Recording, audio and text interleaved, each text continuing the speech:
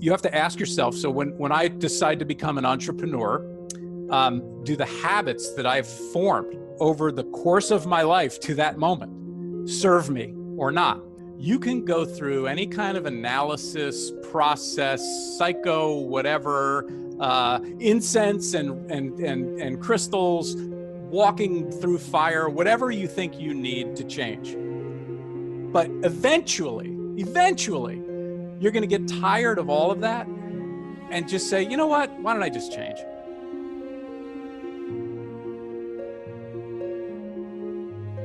You definitely have to be able to break free, right? And that's a large factor with who you're surrounded by, I think, right?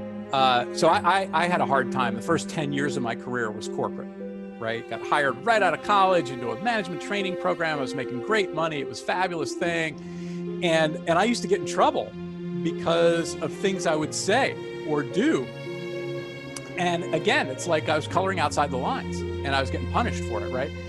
And then after that, I had an opportunity to do my first stint working in a small business for somebody else. And that became a breath of fresh air. And I started to get a whiff of the freedom. And now my own personal journey, it took me quite a while to find my authentic self and to be okay with that, because I had voices in my head, I had fear, I had all those things that were conspiring to prevent me from showing up the way I really needed to show up and the way I show up today for my clients especially. And that's the personal work. But a large part of that, opening that up, had to do with who I was surrounded by. If you're an entrepreneur, nothing is new. You can read the books, you can get the how-to, you can go to conferences, you learn things in school, all of this. We know how to do it and what to do. Why isn't it getting done? And that's where we come back to habits as one example of what I call a hidden growth killer. So there's two things that are required for any change to occur. And this comes out of my own NLP training, by the way. Desire and a willingness to change. Okay. And until those two things are in place, I don't care who you are, what you're trying to do, change isn't going to happen. Now, your listeners might be thinking to yourself, well, duh, that's pretty obvious, right? Well, not so fast, because desire and a willingness to change imply that you're going to go do the hard things and walk through the fire to get to the other side, which is what you want as a result of that change. And I will tell you that for years, I had the desire, but I was unwilling, because I was unwilling to confront the crap that I knew I was going to have to confront to get to where I needed to go.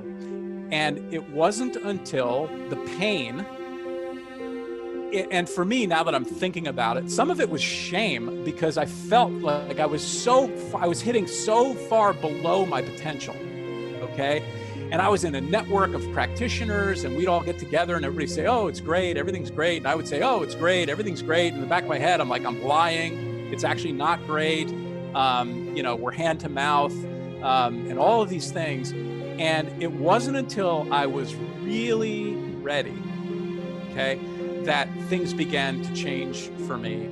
And it was a combination for me of the people who I was surrounded by at the time, actually changing my surroundings, which is one of the stories I tell in the book. So I changed my surroundings, who I was surrounded by, and at the same time read, for me as a practitioner, the most mind-blowing book, transformative book, was Pat Lencioni's Getting Naked. And realized that there were things that I needed to be doing that I was not doing.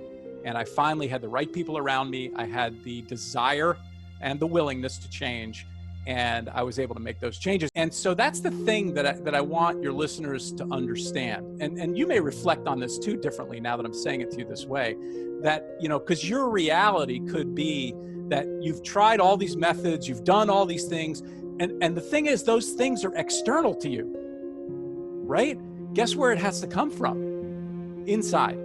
And so until you're ready to make up your mind, nothing's going to happen anyway. So why not just dispense with all that stuff, all the time and energy and whatever, and just say, hey, I'm just going to make up my mind and go do it, right? Now, I'm not indicting the effectiveness of these techniques or therapy or anything, because they're necessary because of how our belief systems work. And sometimes we need to believe that we took the pill that's making the difference for us, and now we're moving forward. I just see it through a different lens based on my experience and based on, frankly, what I've learned and studied over all these years.